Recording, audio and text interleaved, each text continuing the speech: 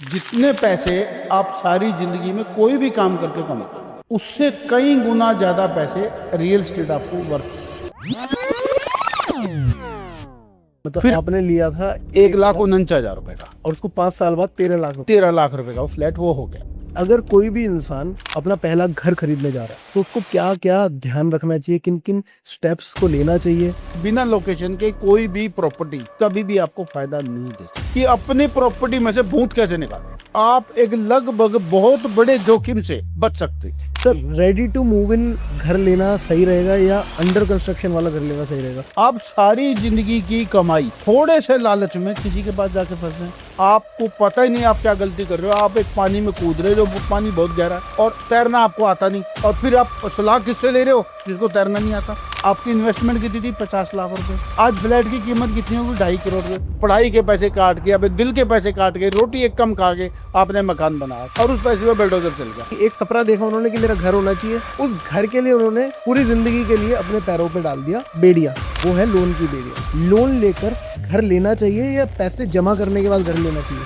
जिसको आप बेड़िया कह रहे हैं वो बेड़िया नहीं है, वो आपके लिए गोल्डन चांस है। सर, रियल एस्टेट में सबसे कॉमन फ्रॉड या स्कैम क्या होता है? जब आप ये सारे काम कर लेते हैं तो आपकी जो वेल्थ क्रिएट होती है वो इतनी बड़ी क्रिएट होती है कि दुनिया आपकी उदाहरण दी।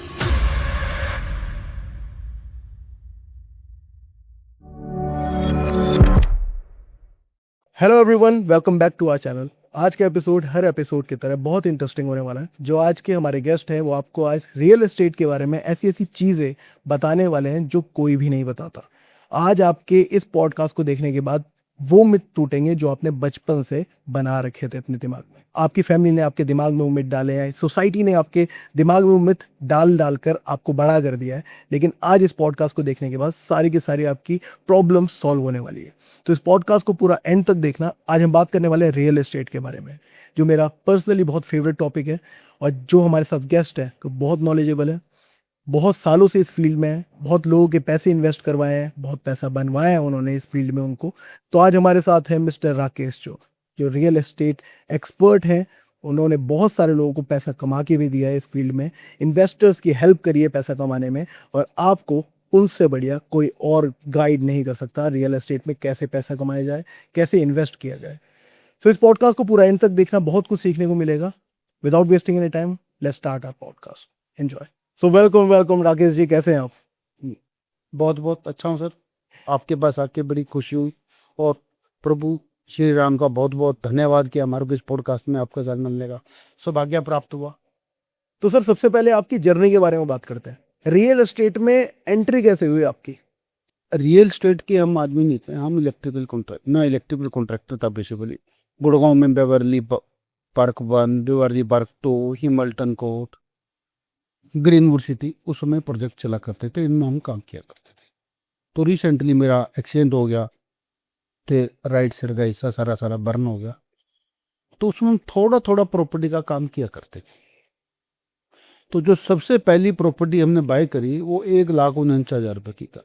ये एक्सीडेंट कैसे हुआ, इसके बारे में बताएंगे क्या हुआ? ये इलेक्ट्रिक शॉर्ट पड़ गया था। अच्छा। ये बिजली की फ्लैश पड़ गई थी, फ्लैश बोलते हैं। जब आप कोई बिजली का देखते हो, ट्रांसफार्मर फट गया या कुछ हो, तो हम पैनल पे काम करते थे, तो पैनल पे कैपेसिटर फट गया, तो कैपेसिटर फटने से फ्लैश पड़ गई, तो हम तो 6-8 महीने बेड पे। अच्छा। तो प्रभु ने हमारे लिए बहुत अच्छा किया, प्रभु का लाख लाख धन्यवाद। कि कहाँ इलेक्ट्रिकल की जर्नी, कहाँ रियल एस्टेट की जर्नी। तो हमारे से कुछ और बड़ा काम कराना था, तो प्रभु ने हमारे को ऐसे नहीं तो ऐसे करा दिया। और कितने साल पहले हुआ था सर ये सन 98 की बात है सर। तो 98 से फिर हम रियल एस्टेट में आ गए। तो जब हम थोड़ा थोड़ा काम किया करते हैं, तो हाँ, जो पहली हमने प्रॉपर्टी ली 1,49,000 रुपये की ली। अच्छा। जब वो प्रॉपर्टी हमने खरीदी तो हमारे पास 1,49,000 रुपये नहीं थे। 1,20,000 के आसपास, 1,25,000 रुपये के आसपास हमारे पास थे। और उस प्रॉपर्टी की उसमें ट्रांसफरेबल थी, हाउसिंग बोर्ड की प्रॉपर्टी थी, जीपी होती थी या ट्रांसफर ये भी होता। कापासेड़ा जीपी वो करती थी। तो हमने अपने फादर को बुलाया कि पापा हमने एक प्रॉपर्टी ली है कि अभी एडवांस करना है, उसको देखना है, तो उसकी डील के लिए हम चलना है। कितनी बड़ी प्रॉपर्टी थी? हाउसिंग बोर्ड का फ्लैट था, मोटा मोटा 60 गज के आसपास, सेक्टर 13 60 गज से भी छोटा था। तो हाउसिंग बोर्ड के फ्लैट जो गजों में नहीं होते, 1 BHK 2 BHK ऐसे करके होते हैं, तो 1 BHK का फ्लैट था। तो मैंने पापा को बुलाया, गांव से पापा आए, बड़े खुश होके आए कि चलो बेटे ने कुछ प्रॉपर्टी ली है, कुछ फाइनल की है।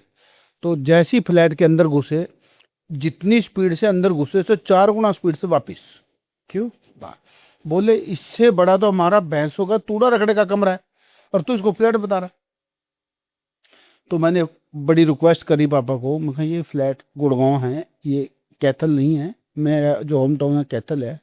तो कैथल के पास एक गांव है सीवन, तो सीवन, मगर ये कैथल नहीं है, सीवन वो नहीं है, यहाँ पे प्रॉपर्टी ऐसी मिलती। कहते तेरे को समझ नहीं आता, इससे बड़ा तो मुंजेरा को कमरा दे रखा हमने, करम सिंह के पास इससे बड़ा कमरा है। मुंजेरा बोलते हैं, जो खेत में किसान हमारे यहाँ काम करता है तो उसको मुंजेरा बोलता है। तो उस समय करम सिंह मुंजेरा होता था हमारे पास। तो कहना उससे बड़ा कमरा तो रहने के लिए हमने उसको दे रखा है। उनको बात आपकी ठीक है, हम रह रहे हैं तो गुड़गांव में, और बहुत बड़ा फर्क है। पापा को समझ नहीं आई और पापा गुस्से से वो डील करने के लिए मना कर गए।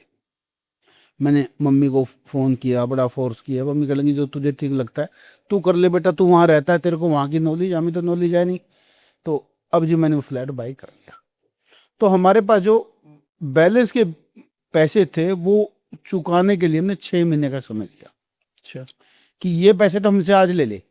जैसे प्रॉपर्टी में 2 महीने का 3 महीने का टाइम दिया जाता है, तो हमने जो रिक्वेस्ट करी, जयवीर था उनका, फौज में थे जिनसे प्रॉपर्टी ली, तो बोले कि बैलेंस के लिए हमारे कुछ, और उस बैलेंस पैसे के लिए हमारे को क्या क्या पापड़ नहीं बेलने पड़े।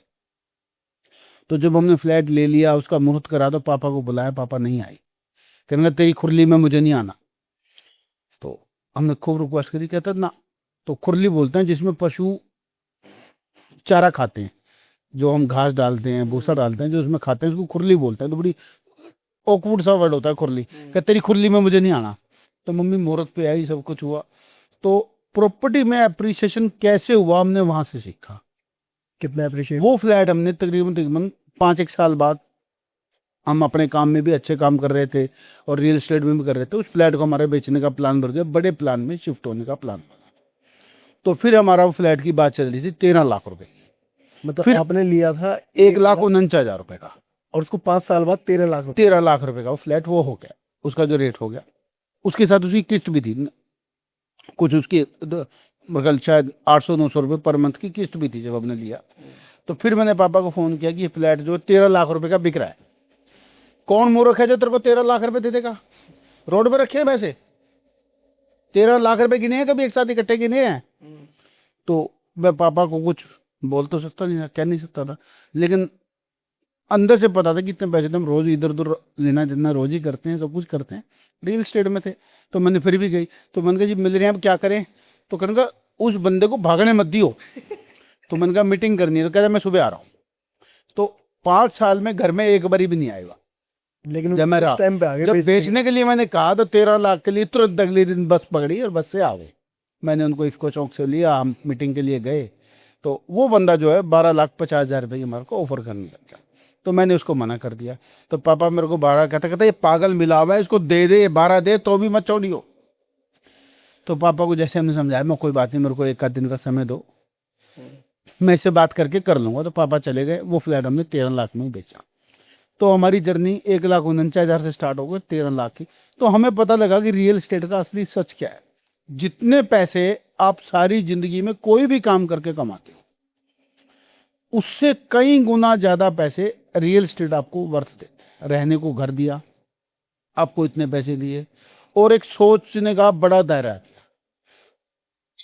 तो हमारी जर्नी 1,49,000 से स्टार्ट हो गई और 13 लाख रुपए में फिर हम रियल एस्टेट के प्रॉपर, हमें समझ में आ गया कि हमें रियल एस्टेट ही करना है, इससे अलावा और में कुछ भी नहीं। बहुत बढ़िया जर्नी बताई सर आपने। मतलब एक छोटा अमाउंट लगा के जब आपको दिखा कि अप्रिशिएशन इतना ज्यादा हो सकता है, तो क्या पता इसमें धंधा भी अच्छा बने। हाँ। अच्छा सर, रियल एस्टेट को ना लोगों ने बहुत ज्यादा कॉम्प्लिकेटेड बना दिया है। आपके हिसाब से क्या सच में रियल एस्टेट इतना कॉम्प्लिकेटेड है, इजी है? देखो, जिस भी काम में पैसे, जमीन आपको जहां जिस स्थिति में मिले, जिस पोजीशन पे मिले, सिर्फ उसकी लोकेशन और टाइटल ठीक होना चाहिए, वो ले लेना चाहिए। लेकिन ये कहना तो बहुत आसान है ले लेना चाहिए, ये लेना बड़ा मुश्किल काम है। और कॉम्प्लिकेटेड भी है जो आप कह रहे हो कॉम्प्लिकेटेड, लेकिन जितने भी इस दुनिया में कॉम्प्लिकेटेड काम जिस आदमी ने किए हैं उसी ने पैसे बनाए हैं। अगर आपको अपनी वेल्थ क्रिएट करनी है तो आसानी से आपकी वेल्थ क्रिएट किसी भी काम में नहीं हो सकती। जैसे कोई आदमी पसीने से नहाता है तो वही उसी में तरक्की करता है। तो प्रॉपर्टी में भी अगर आप कॉम्प्लिकेटेड में नहीं जाएंगे या कॉम्प्लिकेटेड से डरते रहेंगे, जो आदमी घर से बाहर निकला ही नहीं, जो आदमी मैदान में खेलने के लिए गया और हार गया, वो हारा नहीं है। हारा तो वो जो घर से बाहर निकला ही नहीं, बिल्कुल, जो उस मैदान तक गया ही। तो आपने घर बैठे ही कॉम्प्लिकेटेड डिसाइड कर दिया तो आप हार गए। आप लेने गए, आपको नहीं मिली, आज एक ही, कल दूसरी, कल तीसरी, अगले दिन चौथी, तो कुछ ना कुछ कर ही जाओगे। अगर आप कॉम्प्लिकेटेड समझ के बैठे रहोगे तो आप कुछ नहीं कर पाओगे। तो मेरी सब ऑडियंस से एक ये खास बात है कि प्रॉपर्टी को कॉम्प्लिकेटेड समझ के छोड़ना नहीं है, उसके ऊपर पूरी रिसर्च कर रखनी है, पूरी निगाह रखनी है। और जब भी आपको प्रभु मौका दे, जिस लोकेशन पे आप रहते हैं, जिस शहर में आप रहते हैं, जो भी आपके आसपास आने वाला फ्यूचर है, प्रॉपर्टी में जो पैसे है ना, वो पैसे इंफॉर्मेशन पे है। आपके पास कितनी एडवांस इंफॉर्मेशन है और कितनी वो सच है, फिर उस इंफॉर्मेशन से आप उसको इंप्लीमेंट कैसे करते हैं, आप उस पैसे को इन्वेस्ट कैसे करते हैं, फिर इन्वेस्टमेंट करते समय आप उसकी लीगल चेक, उसके सारे डॉक्यूमेंट, सब चीज़ कैसे चेक करते हैं।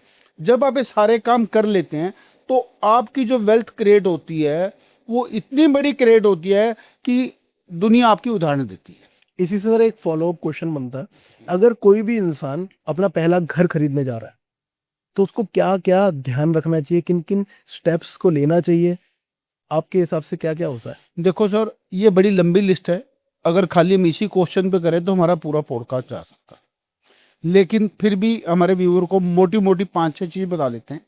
उसके बाद अगर किसी को क्वेश्चन पूछना हो कि मेरे को इसका प्रॉपर क्वेश्चन पूछना है, तो आप हमारे को कमेंट में लिखें कि लिस्ट ऑफ डॉक्यूमेंट, तो हम आपको इसकी पूरी पीडीएफ प्रोवाइड कर देंगे। अगर आप कहेंगे कि आपको इसको पूरे अच्छे तरह से समझना है तो हम इसको पॉडकास्ट 2 लिखेंगे, तो दूसरा पॉडकास्ट भी कर देंगे। बिल्कुल, कि हमारे लिए हमारी ऑडियंस का भला जो है वो सबसे बड़ा भला है, और हम चाहते हैं कि जो भी आदमी प्रॉपर्टी में जाए वो उससे पैसे जरूर कमाए और एक अच्छा डिसीजन ले। तो हमारा यहाँ बैठना सार्थक है।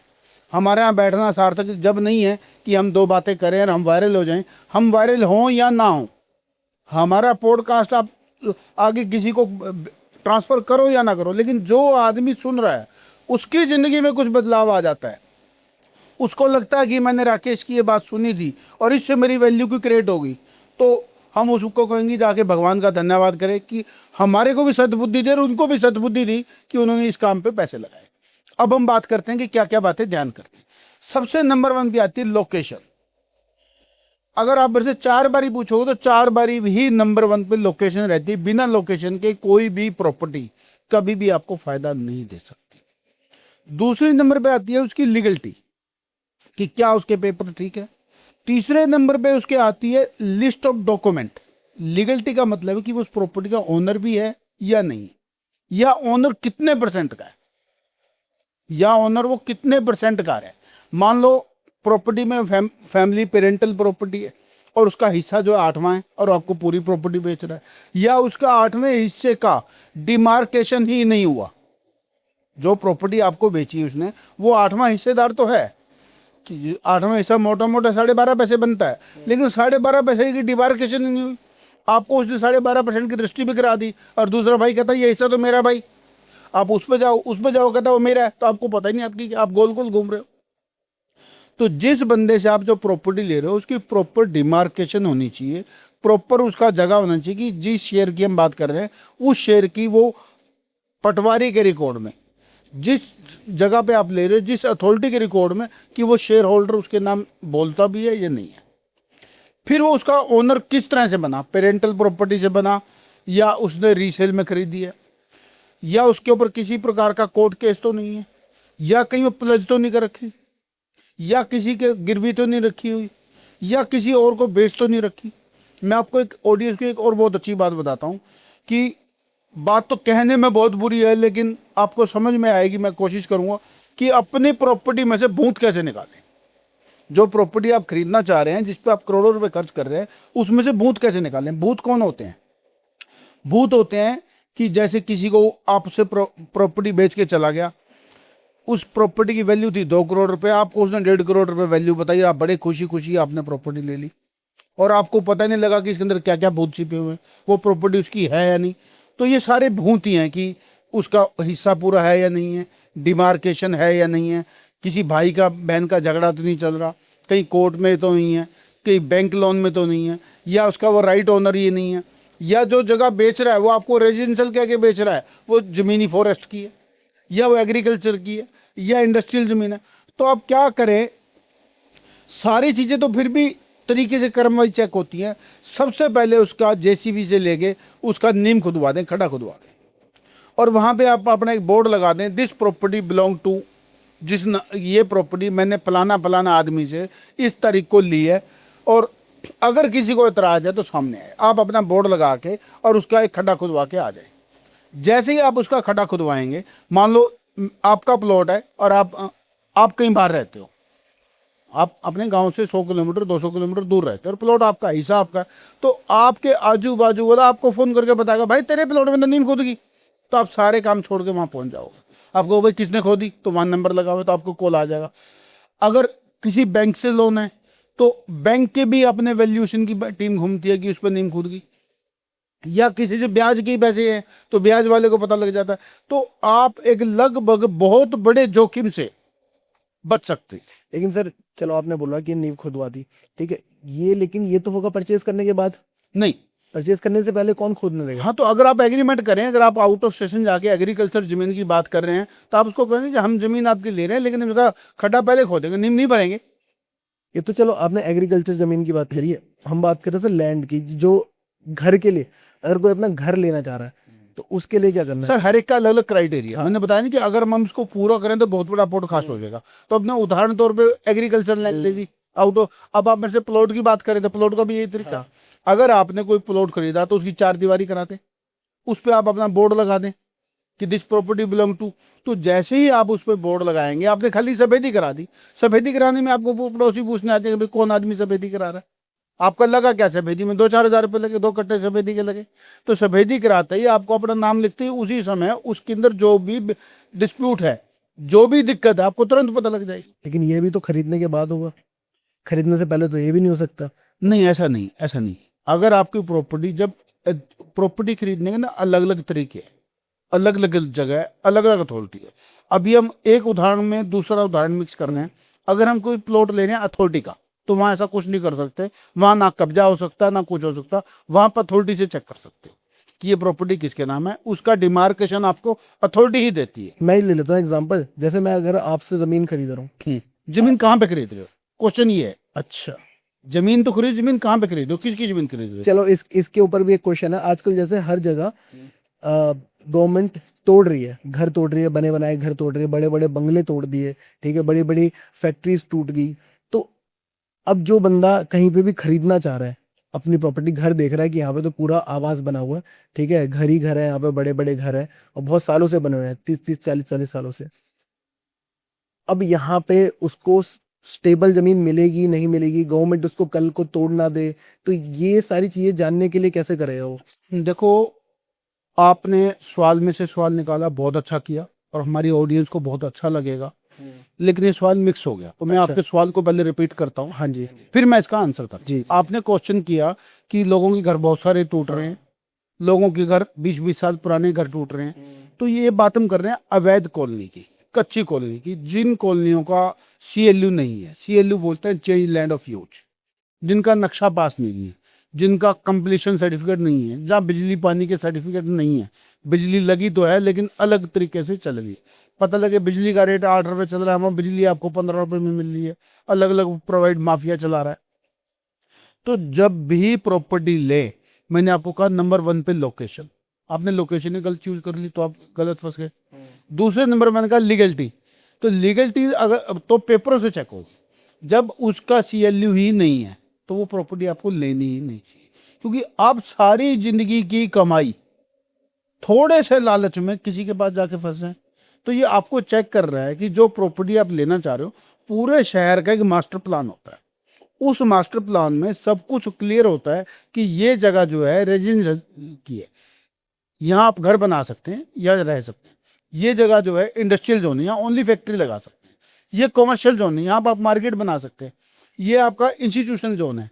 ये फॉरेस्ट का जोन है, इसमें कुछ नहीं कर सकते, खाली गेंद नहीं कर सकते।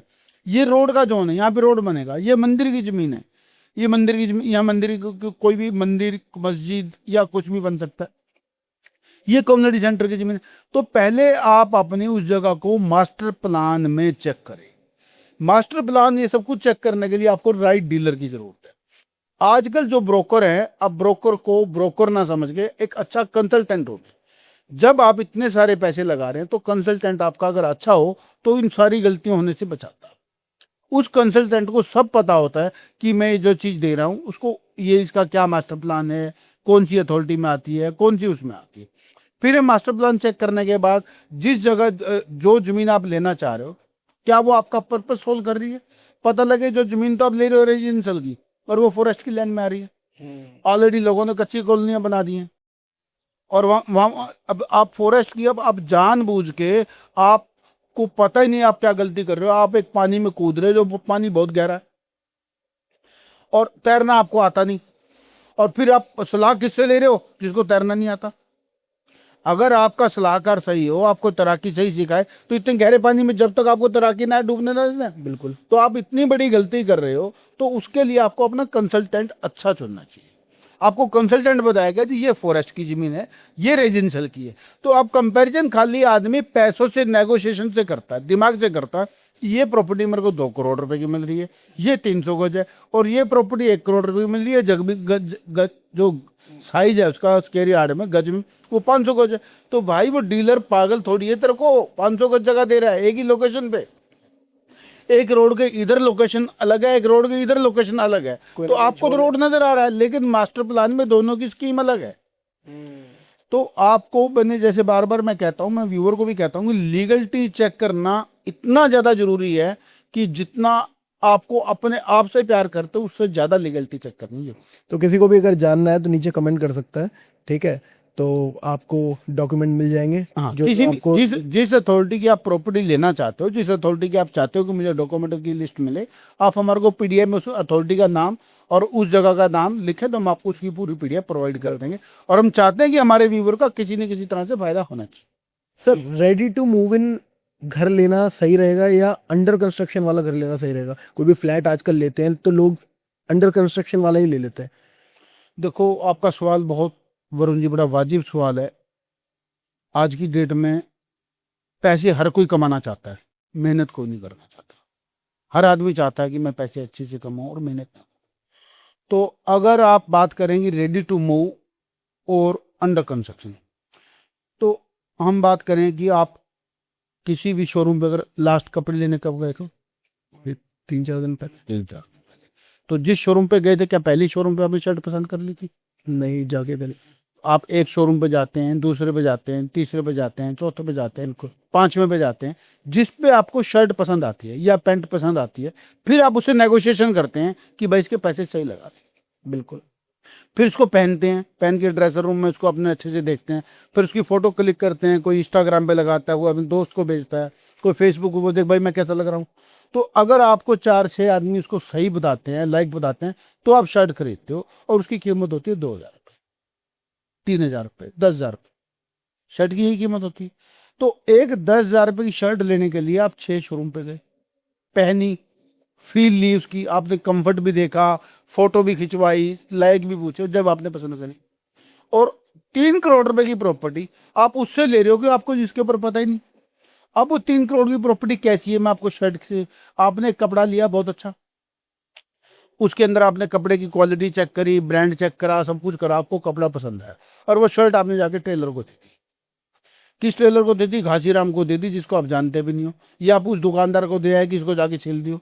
अब उस टेलर ने जैसी मर्जी शर्ट सिल के दे दी, वो आपको पहननी ही पड़ेगी। बिल्कुल। चाहे वो आपकी उसकी फिटिंग अच्छी आई या नहीं आई, आपके ऊपर अच्छी लगी नहीं लगी, आप जैसे चाह रहे थे वैसी बनी या नहीं बनी। तो वैसे ही रेडी टू मूव में और अंडर कंस्ट्रक्शन के में फर्क है। जब अंडर कंस्ट्रक्शन आप कोई चीज लेते हो तो उसमें बिल्डर का दिमाग लग रहा होता है। आपका दिमाग नहीं, आपके इमोशन होते हैं। अब वही शर्ट आपको अपनी मेड के लिए लेनी है, तो आप वो शर्ट कितनी देर में ले लोगे? बताओ, आप भी बता दो इस बात का जवाब। आपको, आपने क्वेश्चन किया तो हमारे व्यूवर भी सोच रहे हो कि अगर वो शर्ट आपको मेड के लिए लेनी है तो कितनी देर में ले लेंगे शर्ट आपको? पता नहीं, मैं क्वालिटी देखूंगा कि क्वालिटी कैसी है, और बस देखूं कि हाँ मतलब दिमाग में एक इमेजिनेशन बनाऊंगा, उसको सही लगेगी, साइज वाइज ठीक है, बस फिर ले तो लूंगा। क्या 10 शोरूम पे जाओगे आप उसके लिए? नहीं, शायद नहीं। नहीं जाओ। क्या उसकी फोटो क्लिक करके किसी को भेजोगे? नहीं भेजोगे। और यही कपड़े आपको अब मेड की बजाय 10 रिश्तेदारों के लिए लेने हैं। एक मामा के लिए लेना है, एक मासी के लिए लेना है, एक मंदिर के लिए, पूजा के लिए, पंडित जी के लिए लेना है, एक कलश के ऊपर आपको कपड़ा रखना है, एक और रखना है। तो ये कपड़े कितनी देर में ले लोगे आप? इसमें भी ज्यादा टाइम नहीं लगेगा। ज्यादा टाइम नहीं लगेगा। क्यों? कि इसमें आपके इमोशन नहीं जुड़े हुए, आपका इंटरेस्ट नहीं है। तो आप चाह रहे हो कि जो आप अंडर कंस्ट्रक्शन प्रॉपर्टी ले रहे हो, बिल्डर का आपके अंदर इंटरेस्ट हो। कैसे इंटरेस्ट होगा? जब आप अपने मौसी के लिए, अपने पापा के लिए या परिवार वालों के लिए कपड़े ले रहे हो, एक मेड के लिए कपड़े ले रहे हो, तो उसका इंटरेस्ट नहीं है। तो आप क्या कहोगे? पंडित जी के लिए देते, पंडित जी के लिए देते, बस लाल और पीला रंग होना चाहिए, और उसे इससे सस्ता कोई और है क्या? हाँ, इससे सस्ता कुछ और है क्या ऐसे? और जब खुश हो और बढ़िया दिखा भाई, और बढ़िया दिखा, तो नेगोशिएशन कब करेंगे? जब आपको पसंद आ जाएगी। इसमें कहेंगे नहीं भाई 500 वाला नहीं, 400 वाला दिखा। तो बिल्डर भी आपके लिए ऐसे ही माल चूज करेगा। जो आप कंस्ट्रक्शन, जो अंडर कंस्ट्रक्शन ले रहे हो, वो भी आपके लिए ऐसे माल चूज करेगा कि भाई इससे सस्ता दिखा कुछ और है। सर क्या एग्जाम्पल दिया आपने सर, इससे सस्ता दिखा कि कुछ और है। लिटरली बहुत अच्छा एग्जाम्पल दिया सर आपने, और ये सच में लोगों को बहुत ज्यादा कनेक्ट करा होगा लोगों ने और इस चीज से। अभी ये बात पूरी नहीं हुई। अभी बिल्डर का इंटरेस्ट ये है, दूसरी बात, उसके बाद बिल्डर आपसे पैसे ले चुका है, और वो पैसे उसने दूसरे प्रोजेक्ट पर लगा दिए। आज जो पैसे आपसे लिए हैं उसके पास पैसे आए नहीं, उसका दिमाग तो दूसरे प्रोजेक्ट में चल रहा है।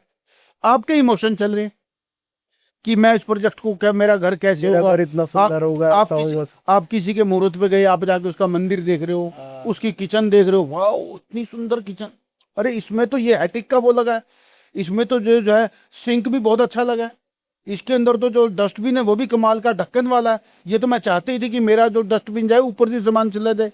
तो आप अपने व्यू में सपने जोड़ते रहते हो और देखते रहते हो, फोटो क्लिक करते रहते हो। और जब आपके पोजीशन का समय आता है, बिल्डर के पास पैसे नहीं होते, और आपका बिल्डर से काम चालू कर बिल्डर से आपका झगड़ा चल रहा होता है। अच्छा। और जो प्रॉपर्टी आपने मान लो 2 करोड़ रुपए खरीदी, उसका रेट 2.25 करोड़ रुपए वो पड़ा होता है। तो आपको सबसे बड़ा खतरा दिमाग में ये मंडरा रहा होता है कि बिल्डर ने ना दी तो मेरे पैसे वापस नहीं, तो मैं कहाँ जाऊंगा? तो आप उसका हाथ जोड़ दो, भाई जैसी भी है दे दे। तो बिल्डर आपको आधे अधूरे काम में, आप चाहते तो मेरे घर में पेंट जो है रॉयल का हो, पता लगे उसमें डिस्टेम्पर भी ढंग से नहीं हुआ या सफेदी भी नहीं। आप चाहते हो मेरी फॉल सीलिंग बहुत सुंदर हो, फॉल सीलिंग भी नहीं हुई, नॉर्मल उस पर होके आ गई। अब आप चाह रहे हो मेरे वॉशरूम में टाइल इटालियन हो, पता लगे वो 8x12 की टाइल लग गई, या 2x2 की टाइल लग गई, या 2x4 की टाइल लग गई, कुछ भी पसंद नहीं आया। अब आपने पैसे देके रजिस्ट्री कराई, पहले तो भगवान जी को धन्यवाद करा, हे प्रभु मेरी रजिस्ट्री होगी, मैं इस चुंगल से बच गया। 2 दिन तो आपने धन्यवाद करा। फिर जब तीसरे दिन आप अपने मकान में मुहूर्त के लिए गए, तो आपने उन सपनों को देखा, तो आपको लगा ये तो मैं ठगा गया। तो अब एक तरफ तो आपको पैसों को टेंशन है कि मेरे पास इतने पैसे हैं, अब पता लगा उसी मकान में आपको वैसा मकान बनाने के लिए 25 लाख रुपए और लगाने पड़ रहे हैं, और वो 25 लाख रुपए लगाने के बाद भी वो फील नहीं आ रही। और जिस घर में आप रह रहे हो उसका आप उसको नोटिस दे चुके हो कि मुझे खाली करना है, कि मेरा अपना मकान का पोजीशन मिल गया, मुझे वहाँ शिफ्ट होना है। तो आप अपने आप को ठगा हुआ महसूस करते हो कि मेरे साथ ये क्या हुआ, इतनी बड़ी गलती, मैंने अपनी पूरी जिंदगी की कमाई लगा दी। तो आप किसी को कह भी नहीं पाते, और अंदर अंदर से गिल्ट फील करते हो कि मेरे साथ जो हुआ वो अच्छा नहीं हुआ। तो इससे अच्छा है कि आप रेडीमेड प्रोडक्ट लो, जो चीज आपने अपनी आंखों से देखी, बाद में सारी जिंदगी पछताना तो नहीं पड़ेगा। घर में हस्बैंड वाइफ का इसी बात के पीछे झगड़ा, मेरे को घर तो वो वाला दिखाया था, ये ऐसा बाथरूम दिया था, ये ऐसी किचन दी थी। अब बिल्डर पे तो आपका जोर चलता नहीं, घर में झगड़ा रहता है। अब हस्बैंड कहता भाई वो पैसे ही खत्म हो रहे थे, क्या करता मैं? तो ये बात आपको भी समझ में आती है, वाइफ को भी समझ में आती है कि पैसे खत्म हो रही थी। तो अंदर से आदमी ऐसा ठगा ठगा महसूस करता है कि पैसे देने के साथ भी मेरे साथ ये हाल हुआ। तो जब भी आप प्रॉपर्टी लें, रेडीमेड लें, जो बिल्कुल रेडी टू तैयार हो, जो अपनी आंखों से सोच समझ के आप देखें कि ये मुझे पसंद है, वही ले। लेकिन सर देखो, इसमें आपने जो बात बोली है मैं उससे बिल्कुल एग्री करता हूँ और हमारी ऑडियंस भी करेगी, लेकिन ये बात सुनने के बाद उनके दिमाग में एक क्वेश्चन आएगा कि जो ready to move in flat होता है, घर होता है, वो थोड़ा महंगा होता है, ठीक है, क्योंकि पोजीशन मिलने में टाइम लगता है, तो टाइम मिलते मिलते उसका अप्रिशिएट हो जाता है उसका घर। अब जैसे मैंने कोई फ्लैट लिया है गुड़गांव में, ठीक है, अब एक्सप्रेस वे पे मैंने एक बन रहा था, बिल्डिंग बन रही थी, मैंने आज से 5 साल पहले बुक करवा दी, 5 साल बाद उसका पोजेशन है, ठीक है, इस साल में पोजेशन है, 5 साल में जो वैल्यू 25 लाख रुपए का मैंने उसको बुक किया था, आज उसकी वैल्यू होगी 45 लाख रुपए साल, ठीक है, बिल्कुल ठीक कह रहे हैं आप। अब 45 लाख होगी मेरी 5 साल में, जब मेरे पास पोजेशन आया भी नहीं है अभी तक, ठीक है। आपने जो बात बोली एकदम सही बोली कि कैसा मटेरियल लगाया है, क्या लगाया है, वो तो ठीक है, लेकिन पैसे का कि 25 लाख का मेरे को मिला था, अब लेने जाता मैं शायद मेरे को 50 लाख का मिलता। ऑडियंस ये सवाल सुन के बड़ा मजा आने वाला है, और मैं आपको अगर आपने रील सेव नहीं करी या कोई कागज पेन उठाए और इसकी पूरी मैं आपको प्रक्रिया समझाता हूँ जो भैया का सवाल है। और ये सवाल खाली इनका नहीं है, ये पूरी दुनिया का सवाल है। जो भी आदमी प्रॉपर्टी खरीदता है सबका सवाल है और सबके जहन में ये क्वेश्चन चलता रहता है। अब आप कहो तो मैं इसको पूरे से एक्सप्लेन करूं। जिस दिन आपने 25 लाख रुपए का फ्लैट वो बुक किया था, कहां पे किया था? Express way. यहां से कितने किलोमीटर दूर? 25 किलोमीटर दूर। और आप कंपैरिजन किससे कर रहे थे? जहां आज आप रह रहे हो वहां पे फ्लैट 50 लाख रुपए का था, वहां 25 लाख का था। तो जो वो 25 लाख वाला हुआ, जो आज 50, जो ये 50 का था, तो अगर वो 25 वाला 45 का होगा, ये 50 वाला कितने का हुआ? आपने वो कंपैरिजन नहीं बताया, आपने अधूरी बात बताई। 25 वाले को 45 बता दिया, आपने कंपैरिजन किससे किया? जहां आज आप एडजस्टिंग रह रहे हो।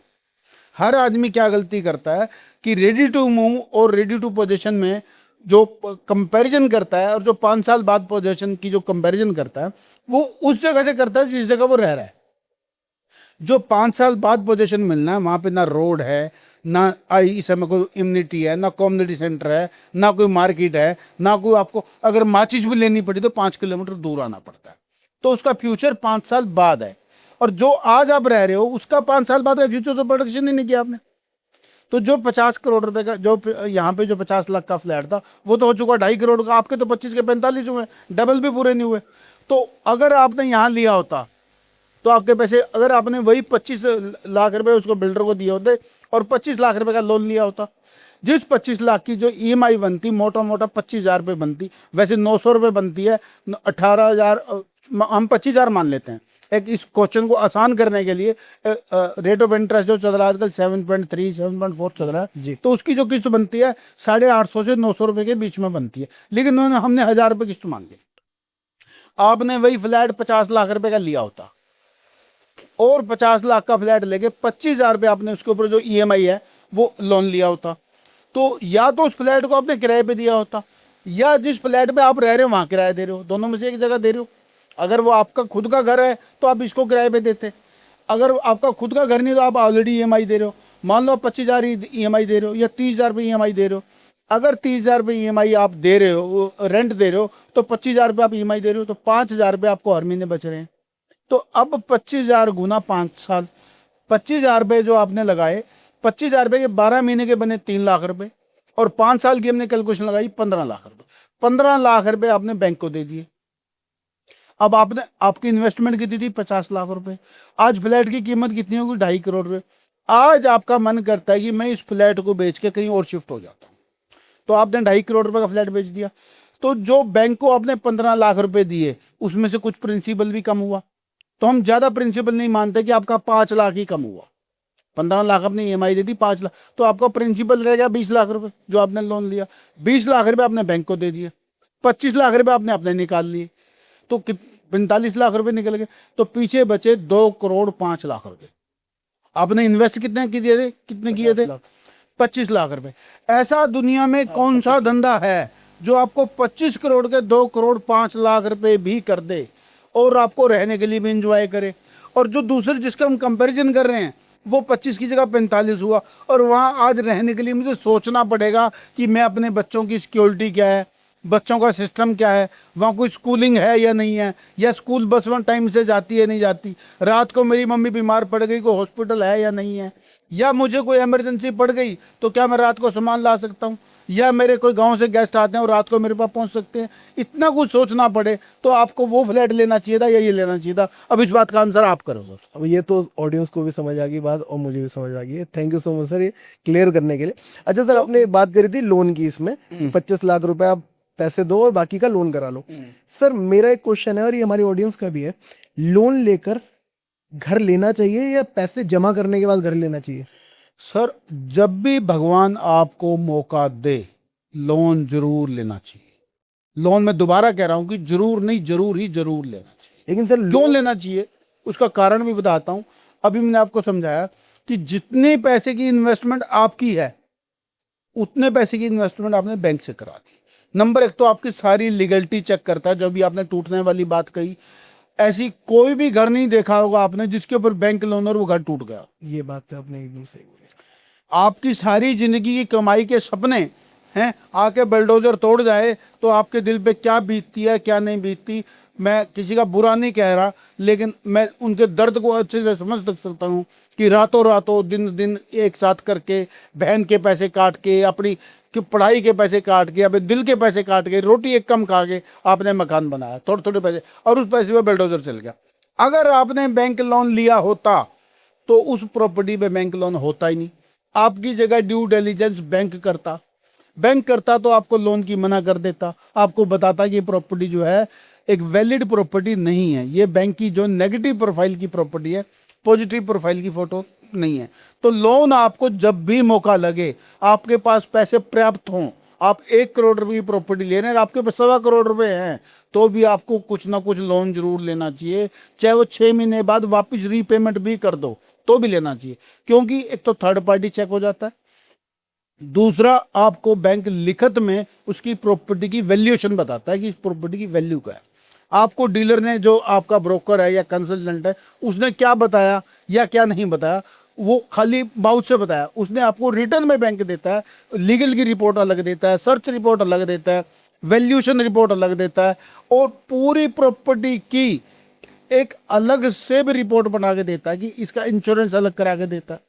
तो इंश्योरेंस उसी प्रॉपर्टी का हो सकता है जो लीगल हो, इलीगल का प्रॉपर्टी का इंश्योरेंस नहीं हो सकता। लेकिन सर अगर लोन ले लिया जाए तो आपने देखा है, आपने तो ये बात करी जिसके पास पैसा है और तब भी लोन ले रहा है, ठीक है, ताकि क्या बोलते सारी की सारी ये ड्यू डिलिजेंस हो जाए, सारी की सारी चीजें क्लियर हो जाए। लेकिन लोन आज के टाइम पे ज्यादातर वो लोग लेते हैं जिनके पास पैसा नहीं है, और वो फिर पूरी जिंदगी, एक सपना देखा उन्होंने कि मेरा घर होना चाहिए, उस घर के लिए उन्होंने पूरी जिंदगी के लिए अपने पैरों पे डाल दिया बेड़िया।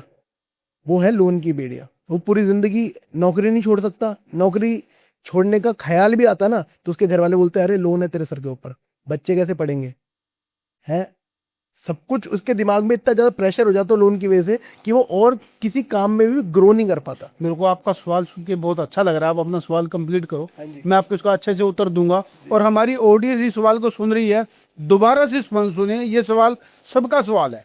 और मैं आपको अपना सवाल कंप्लीट करो। तो सर मैं बस ये बोलना चाहता हूँ कि एक लोन ले लिया किसी बंदे ने, 2 करोड़ का घर लिया, 2 करोड़ का घर लेने के लिए उसने 1 करोड़ का लोन ले लिया। अब 1 करोड़ का लोन भरने के लिए 1 करोड़ 60 लाख मेरे ख्याल से भरने पड़ेंगे। कितने 1 करोड़ से आपको ज्यादा इसकी कैलकुलेशन की नॉलेज है, लेकिन 1 करोड़ का लोन लिया उन्होंने तो 60-70 लाख रुपए एक्स्ट्रा जाएंगे, 50-60 लाख रुपए वो भी भरेगा वो अलग। ऊपर से 1 करोड़ का लोन भरने के लिए 25 साल तक वो लोन भरता रहेगा, उसकी आधी जिंदगी तो लोन भरने में निकल गई। वो बड़े खुशकिस्मत लोग होते हैं जो लोन पे प्रॉपर्टी लेते हैं। वो बेड़िया नहीं है, वो आपकी ग्रोथ की, आपको पकड़ के ले जाने वाली रास्ते हैं। जिस आदमी का लोन होता है वो आदमी लेजी नहीं होता। जिसको आप बेड़िया कह रहे हैं वो बेड़िया नहीं है, वो आपके लिए गोल्डन चांस है, गोल्डन ग्रोथ की अपॉर्चुनिटी है कि आपको पता है कि मेरे को किस्त देनी है, तो आप सुबह 9 बजे उठ जाते हो और 10 बजे अपने ऑफिस पहुंच जाते हो। आपका गोवा का प्लान है, आप गोवा का प्लान नहीं करते, आपको पता है मुझे किस्त देनी है। आपको पता है मेरा बेटा कहता कि पापा मेरा दोस्त तो दुबई घुमा के आया है, आप मुझे कहीं घुमाते नहीं हो। वो कहता चुपचाप पढ़ ले, पढ़ेगा पढ़ लिखेगा कुछ कर जाएगा। तो वो उसका दिमाग ग्रोथ पे होता कि उसको पता है मुझे किस्त देनी है। तो जिस आदमी के ऊपर लोन चल रहा होता है वो आदमी बीमार बहुत कम होता है। वो ना बारिश देखता, ना तूफान देखता, ना आंधी देखता, अपने समय पर ड्यूटी पहुंचता है। और जो आदमी को पता है तुझे कुछ करना नहीं, 12 बजे उठा, 1 बजे सोचा कि आज नाश्ता करें या ना करें, चल आज डाउनटाउन चलते हैं। डाउनटाउन गया तो नाश्ते के ऊपर 5,000 रुपये खर्च कराया। बीवी को बोला नहीं आज तो चल वहाँ चलते हैं, किंग्सवे चलते हैं, तो वहाँ गए 15,000 रुपये खर्च कराया। तो उसकी जिंदगी का कुछ गोल ही नहीं है, कोई ग्रोथ ही नहीं है। वो अपने पैसे को ही डिमक की तरह खाता जा रहा है, खाता जा रहा है, खाता जा रहा है। उसे पता ही नहीं लगा कि मैं क्या करे जा रहा हूँ। और आने वाले 10 साल बाद जिस बंदे ने लोन लिया था उसकी प्रॉपर्टी 2 करोड़ वाली 5 करोड़ रुपए की होगी। और जिस बंदे ने 2 करोड़ रुपए लिए तो अपनी वेल्थ ही खत्म कर ली, उसके बाद पैसे नहीं है, बैंक बैलेंस खाते खाते खाते उसने सारे जीरो कर लिए। तो मतलब सर आप कह रहे हो कि जिस बंदे पे लोन नहीं है वो ग्रोथ नहीं कर पाता? ये कहना गलत है, जिस बंदे के ऊपर लोन नहीं है वो ग्रोथ नहीं कर पाता, लेकिन जिसके ऊपर लोन है वो कंफर्म ग्रोथ कर पाता है। ये कहना गलत हो जाएगा कि वो ग्रोथ नहीं कर पाता, लेकिन ये कहना बिल्कुल सही है कि जिसके ऊपर लोन है वो सुबह टाइम से उठेगा, सारे काम टाइम से करेगा और वो ग्रोथ की तरफ सोचेगा कि मेरे को इस काम को आगे कैसे बढ़ाना है। फिर जिस दिन 10 साल बाद प्रॉपर्टी वो 2 करोड़ वाली 5 करोड़ की हो जाएगी तो वो भगवान को धन्यवाद करेगा कि मैंने लोन ले लिया होता, अगर नहीं लिया होता तो आज मेरी वेल्थ जीरो होती, उनके बच्चों के रिश्ते बहुत बड़ी जगह होंगे, उनके बच्चों की पढ़ाई का उनके ऊपर बोझ नहीं लगेगा। बच्चे कहेंगे मेरे को ये ट्रेनिंग यूएस जाके करके आनी है, मेरे को हार्वर्ड में जाके पढ़ के आना, तो उसके अंदर वेल्थ होगी पढ़वाने की, उसको कराने की, और उसके अंदर कॉन्फिडेंस होगा, वो दूसरी प्रॉपर्टी भी इसी तरह लेगा और कब मल्टीपल हो जाएगा पता भी नहीं लगता। लेकिन सर 25 साल तो उसने एक ही प्रॉपर्टी को भरने के लिए लगा दिए। 25 साल का लोन लिया, हम 10 साल की कैलकुलेशन लगा। लोन का पीरियड जो है, जो पेइंग पीरियड है वो 25 साल है, हम जो कैलकुलेशन लगा रहे हैं 10 साल की लगा रहे हैं। तो सर आजकल लोग फ्लैट फ्लोर्स ये ज्यादा खरीद रहे हैं, लैंड खरीदना लोगों ने कहीं ना कहीं कम कर दिया क्योंकि अवेलेबिलिटी भी खत्म हो गई है लैंड की। देखो, जो स्मार्ट लोग होते हैं, जो समझदार लोग होते हैं, वो हमेशा जमीन लेते हैं। अगर आप पहली प्रॉपर्टी ले रहे हो, आपका इन्वेस्टमेंट का प्लान है, तो आपको जमीन ही लेनी चाहिए। क्योंकि जब आप कोई फ्लैट लेते हो उसके अंदर मैक्सिमम जो पैसे होते हैं वो उसके इंफ्रास्ट्रक्चर के, उसके स्विमिंग पूल के, उसके क्लब के, उसकी मेंटेनेंस के, उसकी लिफ्ट के, और भी ना प्लम्बिंग के, वाटर प्रूफिंग के, बहुत सारे प्रोडक्ट होते हैं जिनकी, और इन सब की एक एज होती है और एक्सपायरी भी होती है। और जो उसमें आपको लैंड का शेयर मिलता है बड़ा मिनिमम मिलता है। मान लो आप किसी सोसाइटी में फ्लैट लेते हैं तो आपको 26 मंजिल की बिल्डिंग है, तो आपने उसमें फ्लैट लिया और 10 टावर है तो 260 फ्लैट हो गए। तो उस मान लो उस प्रॉपर्टी का जो हिस्सा 2 एकड़ का, तो आपको 260वां हिस्सा मिलता है। जो अगर हम स्क्वायर फुट में कैलकुलेट करें या गजों में कैलकुलेट करें तो आपके पाँव भी नहीं बस सकते, आप ढंग से सो भी नहीं सकते किसी जगह में। तो आपको जो लैंड का हिस्सा मिलता है बहुत कम मिलता है।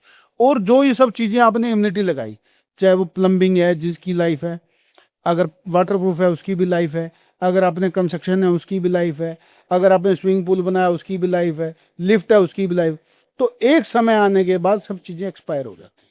अगर आप किसी चीज़ को हम एक्सपायर भी ना माने तो एजिड हो जाती है, इनकी एक एज है, तो ये सारी की सारी डेप्रिसिएशन में आती है। और जो एप्रिसिएशन होनी है वो ज़मीन है, ज़मीन के आपके पास शेयर ही कम है, आपके पास वैल्यू ही कम है, और वो जो चीज़ों पे आपने पैसे लगाए वो साथ साथ उसकी मेंटेनेंस भी साथ मांगते हैं। अगर आप किसी मल्टी स्टोरी में रहते हैं तो आपको मेंटेनेंस भी साथ पे करनी पड़ती है। और लैंड एक ऐसी चीज़ है जो भगवान ने बनाई है, जो एक्सटेंड नहीं हो सकती, जितनी भगवान ने बनाई है उतनी रहनी है। हमारी आबादी पहले 125 करोड़ थी, आज 140 करोड़ है, और हो सकता है आने वाले समय में और भी बहुत ज़्यादा हो। तो लैंड हमेशा वही के वही रहनी। अगर आपने सुना हो तो आपके दादा ने जमीन हजारों में ली थी, आपके पापा ने लाखों में ली थी, आज जमीनों करोड़ों में, तो उनकी वजह से हम लोग करोड़पति हैं। अगर हमारे दादा ने, हमारे पापा ने सही समय पे फैसला लिया था तो उनकी वजह से हम करोड़पति हैं। अगर उन्होंने फ्लैट का फैसला लिया होता तो आज आप कहीं भी फ्लैट देख लो, जो फ्लैट आज से 20 साल पुराने हैं उनमें जाने का भी दिल नहीं करता, उनमें डेप्रिसिएशन है। तो जो उनमें भी एप्रिसिएशन वो लैंड का हुआ है। तो हमेशा जब भी आपको मौका लगे तो हमेशा लैंड लेनी चाहिए। और लैंड आप नाप तोल कर लेते हो, ऐसे नहीं लेते। अगर आप किसी सब्जी वाले से 5 किलो आलू भी लेते हो तो कांटे पे तुलवा लेते हो, भाई तोल इसको। वो अगर एक आलू भी कम हो तो कहते भाई पूरा कर इसको। और जब आप फ्लैट लेते हो तो बिल्डर कहता है जी इतने स्क्वायर फुट, आपको उसका पता ही नहीं क्या सुपर एरिया है क्या कारपेट एरिया है, आपको नापना ही नहीं आता। अगर आप 100 गज का प्लाट लेते हो तो उसकी लंबाई चौड़ाई नाप लेते हो, तो आपको 100 गज लेते हो तो 100 गज जगह मिलती है। फ्लैट में आप जितने गज जगह लेते हो उतनी गज जगह मिलती ही नहीं है, आपको पता ही नहीं होता कि आपका शेयर कितना है। आप स्क्वायर फुट में ले रहे हो, स्क्वायर फुट में तो आपने फ्लैट नापा है, आपको लैंड शेयर है तो पता ही नहीं कि आपका कितना है। बिल्कुल। और जो उसमें एम्यूनिटी है वो एक दिन एजिड है, उसकी एज हो जानी है। तो हमेशा आपको प्लॉट लेना चाहिए। जब भी भगवान किसी को मौका दे, लोकेशन अच्छी लेनी चाहिए, चाहे महंगी हो। गोल्ड भले ही थोड़ा हो, लोहे का ट्रक नहीं भरना चाहिए। लेना हमेशा गोल्ड चाहिए। तो गोल्ड जो है जमीन है, और जमीन लोकेशन अच्छी हो, भले ही आपका बजट कम है तो कम लेनी चाहिए, अच्छी लोकेशन पर लेनी चाहिए। आप देखेंगे जितने पैसे आपने सारी जिंदगी में कमाए हैं, उस लैंड ने आपकी जिंदगी में इतना अप्रिसिएशन दे दिया है कि जो आपकी वेल्थ से कई गुना ज्यादा है। तो मैं सभी व्यूअर को यही कहना चाहूंगा कि जब भी मौका लगे, चाहे कहीं भी लगे, जिस शहर में आप, जिस नगर में हैं, जिस स्थान पे हैं, वहीं पे जो लोकेशन अच्छी हो वहां पे जमीन लेनी चाहिए। अच्छा सर, प्रॉपर्टी का जो प्राइस है, एक्चुअल प्राइस, उसे कैसे जाने? कहीं कोई हमसे ज्यादा पैसे तो नहीं ले रहा है जिस प्रॉपर्टी को हम खरीद रहे हैं? जो डीलर है कहीं हमसे ओवर चार्ज तो नहीं कर रहा है? ये कैसे पता करें? आपने किसी खेत में सब्जी होती देखी है? हम्म। तो सब्जी भगवान देता है आपको, तो उसकी सब्जी की कीमत कैसे तय करता?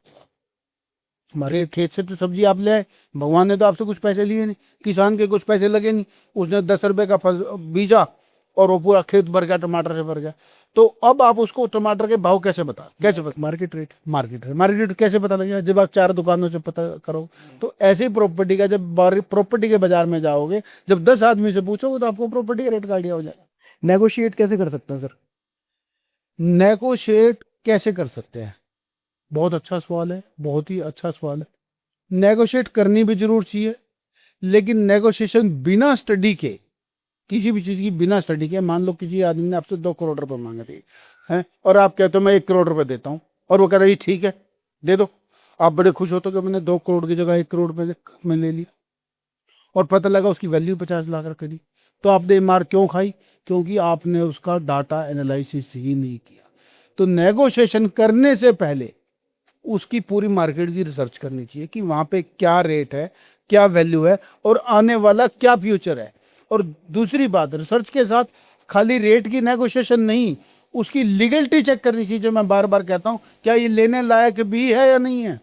पता लगे, आपको उदाहरण दे रहा है कि हीरा लाल ने 1 करोड़ 2 करोड़ रुपए की ली थी, आज मेरे को पैसे की नीड है, मैं इसको 1 करोड़ 60 लाख की दे रहा हूं, और इतना बड़ा घर है, पता लगा 2 महीने बाद में बुलडोजर चलने वाला है, वो जमीन ही कच्ची है, और आप बड़े खुश हो रहे हो भाई 2 करोड़ की ली थी, मेरे मामा ने दिलवाई थी, मुझे पता है। तो वो मूर्ख थोड़ी ना 2 वाली 160 में बेच के जा रहा है। तो पहले सही चीज चुनो, नेगोशिएशन अगला सवाल है। सर, रियल एस्टेट में सबसे कॉमन फ्रॉड या स्कैम क्या होता है? कॉमन फ्रॉड और स्कैम क्या होता है? देखो, जमीन कभी नहीं बदलती, जहां है वहीं रहेगी।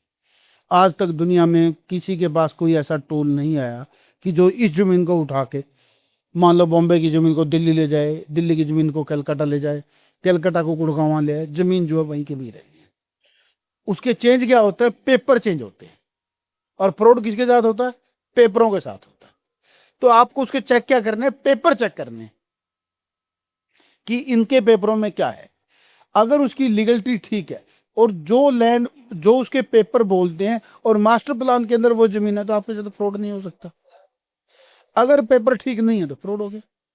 सर, ये तो बात होगी इन्वेस्टर्स के लिए जो पैसा लगाना चाहते हैं रियल एस्टेट में। अब उनके लिए बात करते हैं। एक क्वेश्चन उनके लिए भी पूछ लेते हैं कि जो करियर बनाना चाहते हैं रियल एस्टेट में, आपकी तरह बनना चाहते हैं, करोड़ों रुपए कमाना चाहते हैं, ये इंडस्ट्री, ये जो फील्ड है ना रियल एस्टेट, इससे बड़ी फील्ड मुझे नहीं लगता पैसे वाली कोई है। ठीक है, तो इस फील्ड में कैसे आया जाए, कैसे पहला स्टेप लिया जाए, और कैसे करोड़पति बना जाए? देखो, ये बड़ा अच्छा सवाल है, और तरक्की जो है हर आदमी चाहता है। जो आदमी फेल होने से नहीं डरता, जो बुरा सुनने से नहीं डरता कि मेरे को फेलियर बार बार बार बार देखना, क्योंकि आप जिस क्लाइंट के पास जाते हो, वो क्लाइंट आपके कोई ना कोई कारण बता के आपको चला जाता, फिर आपको दूसरे क्लाइंट से बात करते हो, तीसरे से बात करते हो, तो 100 में से 1 क्लाइंट आपको मिलता है। तो और वो आपको ऐसी ऐसी बात सुना जाता है कि जो अगली 7 पीढ़ी भी आपको नहीं सुनती। और आप जब घर जाकर कहते हो पापा किस धंधे में डाल दिया मेरे को, इतनी गालियां दे गया, मैं इतना मारता उसको, कोई सुनने वाला नहीं था।